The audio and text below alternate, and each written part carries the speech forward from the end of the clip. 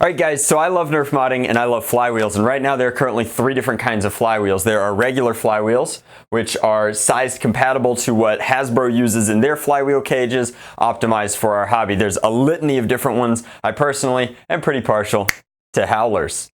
Then there's what I like to call mini wheels, which are pretty new to the scene. They might be the newest on this list. They're worker proprietary, only workers using this geometry and this size flywheel, but that hasn't stopped people like my friends over at Foam Blast from throwing them into the Category 5 Hurricane and making custom cages for them. Not too much to say about them because I think workers are the only people making them.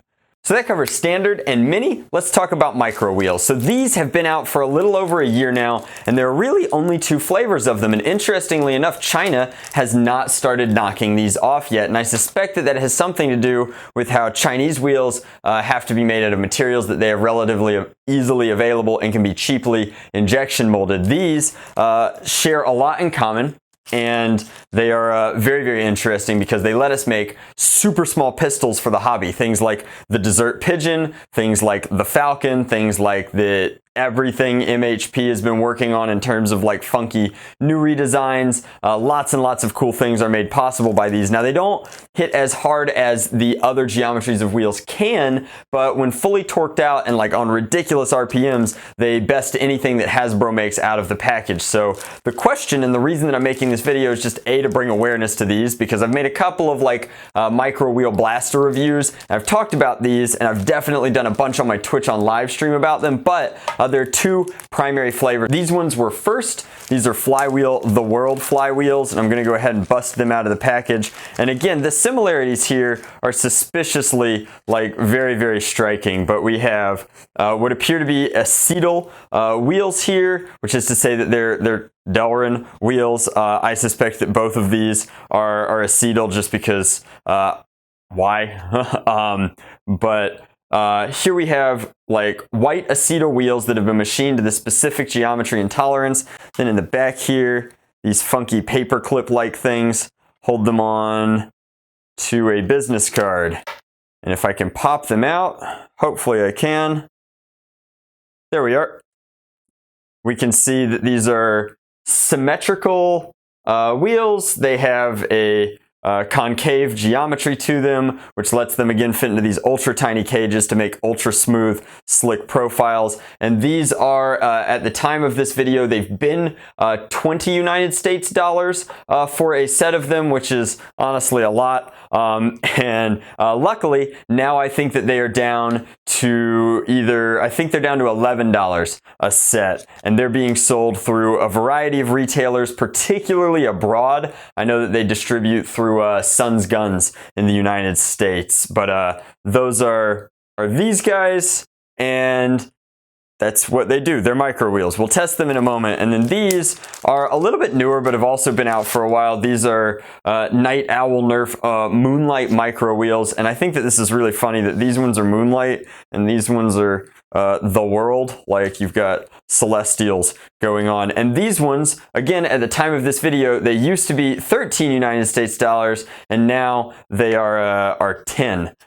So I can already detect that we're in the midst of some sort of a price war going on for this space, which is cool. Maybe I should make some howlers this small. Where would I put the holes? These ones are either a colored Delrin or, unlikely because of how they're kind of fading, they've almost got a pearlescent effect to them.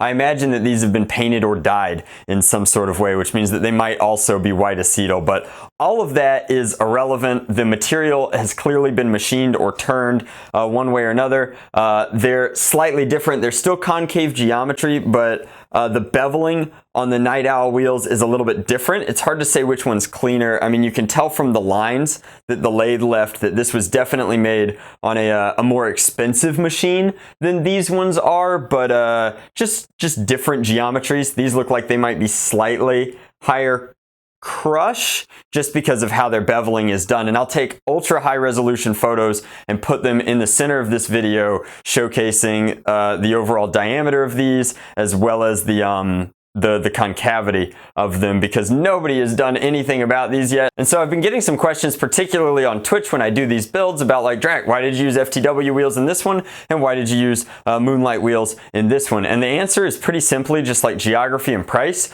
For the longest time, these were prohibitively expensive, even for me in the hobby. Like to build a Falcon, you had to spend $40 on wheels. And then the Moonlight wheels are made by a dude named Eddie over at Texas Tech. So the shipping is significantly faster for me, and the price couldn't be beat. At the time, they were $13 retail. I will admit there was a special Drac Twitch price on them that made them impossible to beat, because it's impossible to turn down the homie hookup when it's presented to you. Ultimately, the performance between them I found was very similar, but I never actually chronoed and clocked them like same exact setup right next to one another. So let's do that now, and we'll give you kind of our final thoughts. So I was gonna make this video all day, and sure enough, as soon as I come outside, it's whatever. It's whatever, guys. It's whatever, because we're doing flywheel stuff anyway, and so it's gonna sound loud as heck no matter what. And so I'm just gonna shout, it'll be fine. It's fine. All right, so our setup here is quite simple. Since they came first, we're gonna do FTW wheels first. We have a basic ballistic chronograph, good ambient lighting, brand new white worker darts, and then Adventure Force darts for half length and full length comparisons. We're gonna do 10 of each and give you an average on everything. Then we're gonna swap them out and put in the Moonlight wheels. Let's go. But wait, there's more. While you should be using like a ton of power, I felt like the most fair way to do this was with a Graphene 950 3S from my friend Luke over at Out of Darts. It's what most of the blasters using this setup are going to be using to power anyway. So our loom is ready, and then incidentally, we're also using Honey Badgers overvolted to 3S, because again, this is just the most normal setup. We could have done this with Fangs, we could have done this on 2S, all of that seems moot. We're trying to find out which wheels perform best in common and ideal circumstances. So this is everything perfect.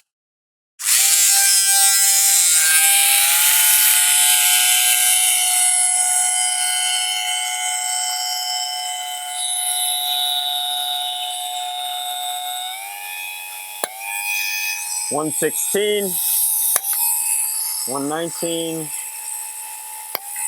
$123, $21, $23, $20, $25,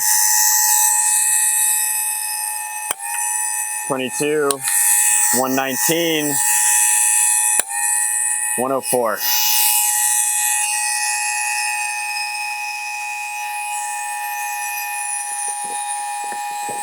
Keep the good times rolling, why not? All right, 130, 113, 130, 107, 118, 122, 121, 124, let's go back and grab two more, 103, 89. Wow, those motors are hot. All right, so we're gonna take a minute, let the motors cool down for an ultra fair comparison here. While we're doing that, we're gonna swap these wheels out, keeping in mind we're gonna use the same battery. It might be slightly depleted. If it's depleted after 20 shots, I don't think that should have a tremendous bearing on the results here. So just pop these off gently. Are you getting this? Can you even hear me right now? Thanks, universe. So here you can see that while one side of the Moonlight wheels is flat machined, just like the FTW ones, the other side, and it's on both of them, I checked, each side has a little bevel inside there, which means that the motor fit on these is so much easier and cleaner to install. It like auto feeds in, basically. It's like it's a little thing, but it's super nice. If you ever have a hard time getting your wheels onto your motors, maybe that makes a difference to you, maybe not, but I mean, these products are so similar that like even minute differences help me get this video to 10 minutes long so the YouTube algorithm doesn't torpedo it.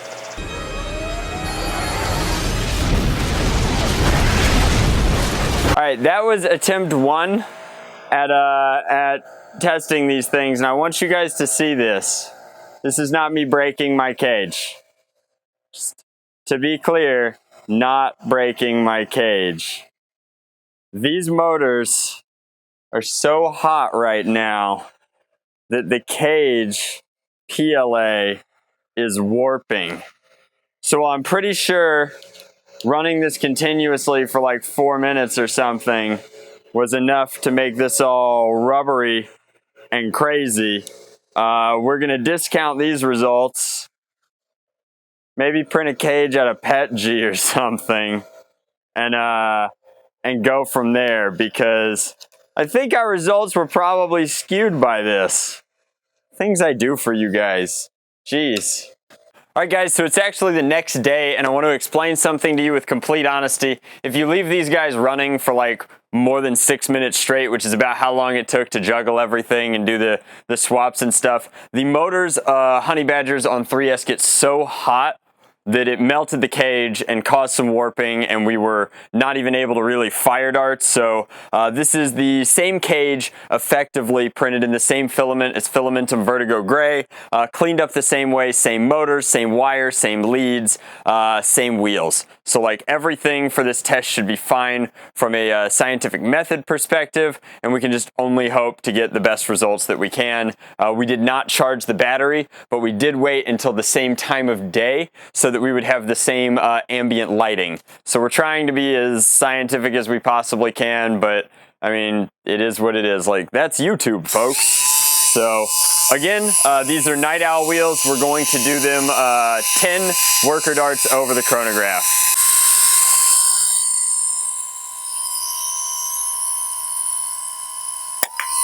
$126, $127, $120, $124, $125, $131, $125,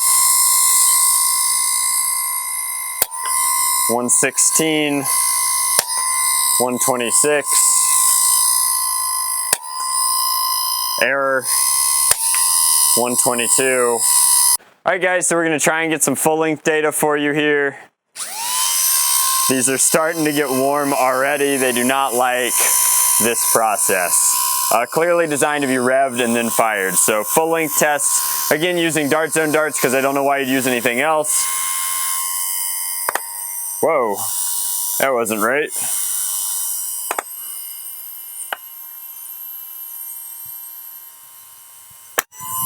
$142, $144, duplicate $144, $132,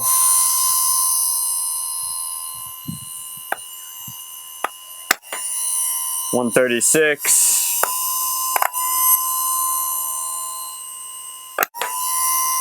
duplicate $136, dropped a dart like an idiot. $108, $137. Come on. Again, the feeding process here is weird.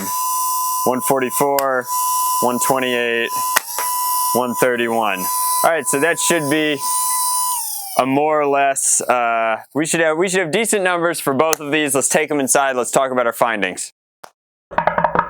In conclusion, so here are the numbers. That's an average of the mini darts or the half-length darts, and then an average of the full-length darts. I don't think anybody's really doing a whole lot with full-length darts with these, but I figured that the numbers would be interesting.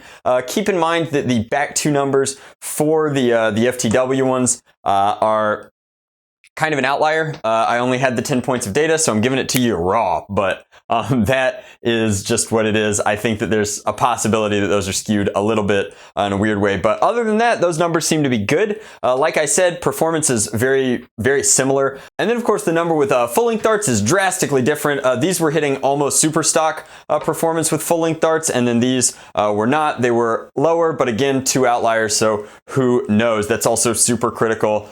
Wheels going on motors that are overvolted at crazy high RPMs over the length of a full length dart. So what that means is up to you to decide. I cared mostly about the half length dart data because that's what these go into. So as far as like what would motivate you to buy one of these, we'll talk about the numbers for the dimensions because I did go over these with calipers really well, which is to say I took multiple measurements from multiple angles so that I got like really consistent results. And these are like 1/100th taller and 1/100th wider than the Moonlight wheels. The Moonlight wheels seem to be just a little bit smaller than the Earth wheels over here in terms of their height and their overall diameter. And that is like such a tiny measurement that I don't think it has any impact on the necessarily like fit and finish. The machining on the Moonlight wheels seems to be nicer just because like there's no tooling marks on it. They're very, very smooth. Whereas if you like ran a card up against these, you get that noise. And when you run it up against the Moonlight wheels, you get a slightly squeakier noise because there's nothing there for it to rib up against. So again, just 1/100th taller, 1/100th thicker. Now the thing that's interesting is I always suspected that the Moonlight wheels had slightly higher crush because I felt like they hit a little bit harder, and that is correct. And that's because I measured the overall diameter and then I measured the diameter at their inlet, and these seem to be a little bit further out. They're wider there, which means that their channel's not as deep, so their concavity isn't as good, which means that they must grip the dart a little bit tighter. Now, as long as you're using the same darts, that will have an impact. We've proved that with traditional flywheel geometries. Other than that, I like the divot on the Moonlight wheels because it makes it easier for them to put on posts. However, if you're going to run these super hot all the time, maybe you want that really tight shaft fit on the motors. Oh my goodness. It's becoming a coupe video. Anyway, tighter fit on motor shafts, easier fit on motor shafts. Your mileage may vary. I haven't had anything like go wrong in that way. Other than that, the only thing that we have to talk about is price, and it really is going to come down to international shipping. Now that these are priced so similarly, with the Moonlight wheels being at $10 and the FTW wheels being at $11, I think it comes down to whether or not you're buying internationally or what the shipping cost is. I know that these are available in the United States from Sun's Guns, and I know that the Moonlight wheels are available in the United States from Foam Blast and Out of Darts and at Texas Tech, which is I've gotten mine from Foam Blast and I've gotten mine from Texas Tech, but Out of Darts has impeccable customer service and shipping and everything, and something for everybody. So I think that all of those are equally valid vendors. I cannot speak to some of the other FTW distribution. The UK distribution was amazing at Foam Fest. Thank you so much for selling me some of these so that I brought less pounds home, because nobody will convert them in the States at a fair rate. I have quite a few pounds that I need to convert into currency that I can use to make my car payment. But so again, price-wise, I think that it just really depends on where you are. I'm surprised that there is no international distribution for these guys, but I am equally surprised that they're not like the same price across the board. That pretty much covers it. That should be all the information you need to make a choice. I am not going to tell you which one to buy because I think that it really depends on like who your local suppliers are, what your local wars are, what you want to accomplish in the space. For example, the Moonlight wheels and the FTW wheels seem like they'd both be perfectly end war safe in terms of their moving averages.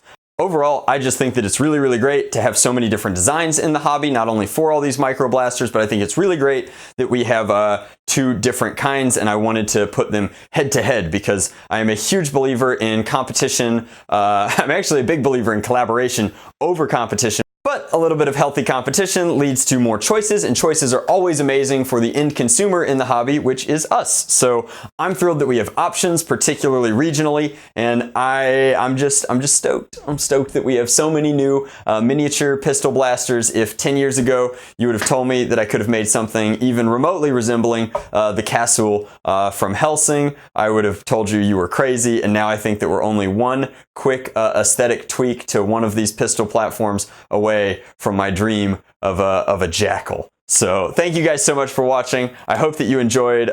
Please leave me a thumbs up, leave me a kind comment. Whenever I do technical videos like this, it is really like, I cannot stress this enough. YouTube hates content like this, and it punishes all of my videos for doing it. So anytime I do one of these, it's a big risk for the channel, and it only makes sense when I get the support and love from the community that made me where I am right now. So if you're watching this right now, I say it every video, but I really truly mean it from the bottom of my undead, unbeating, cold heart. Much love, Nerf on, Drac out.